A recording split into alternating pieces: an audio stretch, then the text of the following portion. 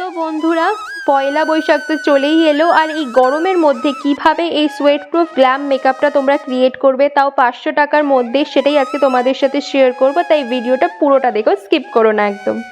তো ফার্স্টেই আমি একটা টোনার ইউজ করেছি স্কিনটাকে সুদ আউট করার জন্য, তোমরা চাইলে নাও ইউজ করতে পারো। তারপরে আমি একটা super light jail moisturiser use করেছি, মানে জেল বেস যে কোনো ময়শ্চারাইজার ইউজ করো, গরমের জন্য ভালো। এরপরে আমি একটা সিরামকে অ্যাজ আ অয়েল ইউজ করেছি, মানে যেখানে যেখানে আমার ড্রাই প্যাচেস ক্রিয়েট হয়েছে সেই জায়গাগুলোতেই ইউজ করেছি শুধু, কারণ আমি একটা সিলিকন বেস প্রাইমার ইউজ করছি টি জোনটাকে ফোকাস করে, সেই কারণে।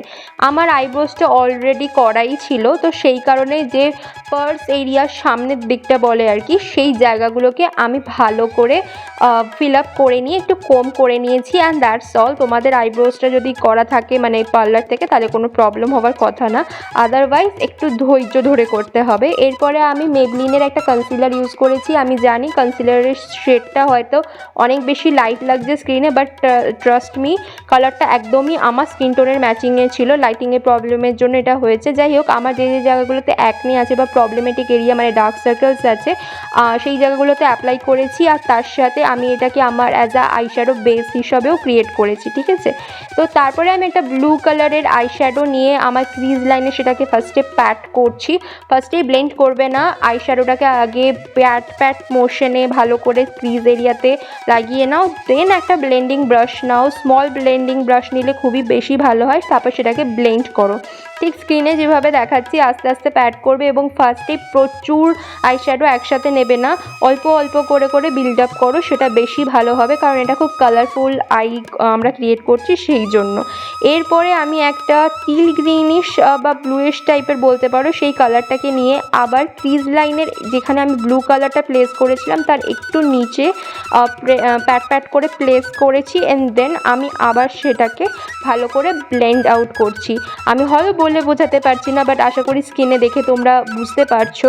ভালো করে ব্লেন্ড করাটা কিন্তু খুব ইম্পর্টেন্ট। এরপর তোমরা যে কোনো একটা ব্রাউন কালার নিতে পারো এবং সেটাকে যে ব্লু কালারটা ফার্স্টে তোমরা ইউজ করেছিলে তার একদম ওপরে সেটাকে ইউজ করো এবং ব্লেন্ডিং ব্রাশ দিয়ে ভালো করে ব্লেন্ড করো। তারপর যে টিল গ্রিন কালারটা আমরা নিয়েছিলাম সেকেন্ড শেড, সেটাকে আমরা পুরো আইলিডে ভালো করে অ্যাপ্লাই করে, আর ব্রাউন আই শ্যাডোটাকে আমাদের আউটার কর্নারে আর পুরো ক্রিজে ভালো করে আরেকবার ব্লেন্ড করে নিচ্ছি। এরপর যে কোনো একটা হাইলাইটার নিতে পারো, তোমরা চাইলে গোল্ডেন নিতে পারো, আমি সিলভার নিয়েছি কারণ আমি সিলভারিশ ব্লু আইস টাইপ করতে চেয়েছিলাম, সেই কারণে সেটা আমি আইলিডে অ্যাপ্লাই করে নিয়ে ভালো করে ব্লেন্ড করে নিয়েছি।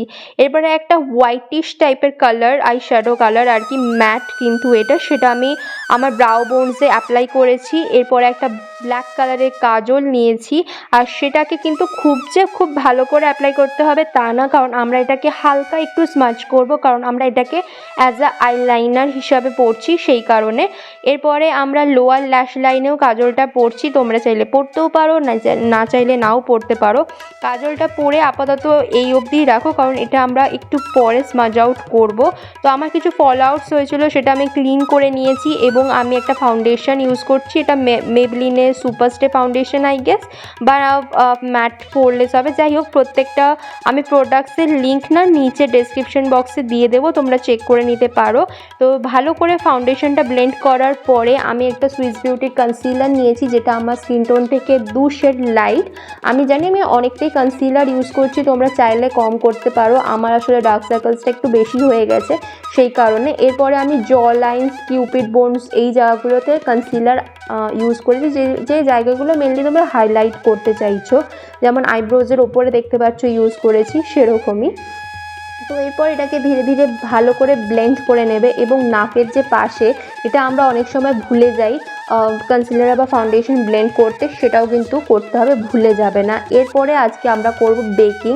ইয়েস, ট্রান্সলুসেন্ট পাউডার নাও, আর যে যে জায়গাগুলোতে স্পেশালি তোমরা মনে হয় ক্রিজ করে, যেমন আন্ডার আইজ আর চিন এরিয়া, এই জায়গাগুলোতে বেকিং করার জন্য পাউডার অ্যাপ্লাই করে রাখো। এরপরে আমরা করছি ক্রিম কন্ট্রোল, দেখতেই পাচ্ছ ফোর হেড, তারপর হচ্ছে আমরা চিনের একটু উপরে যেখানে আমরা জ লাইনটাকে কাট ক্রিজ করার জন্য অ্যাপ্লাই করি, সেটাই করছি।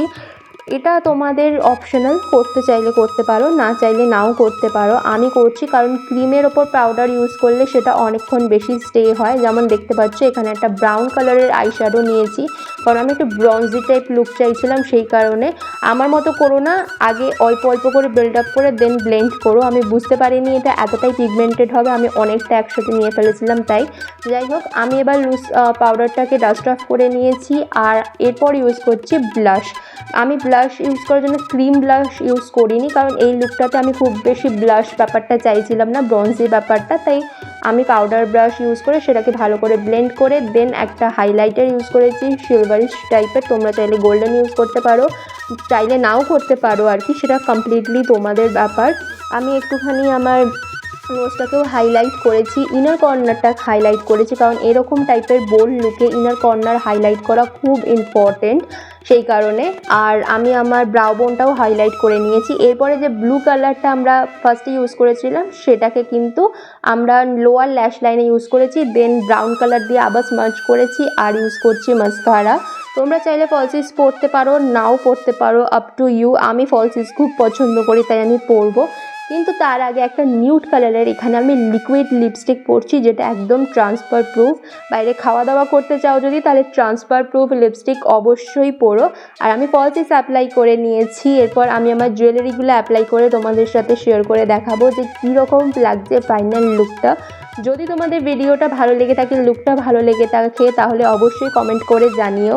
আর চ্যানেলটা সাবস্ক্রাইব করতে একদম ভুলো না। সো দেখা হচ্ছে ভিডিওতে, বাই।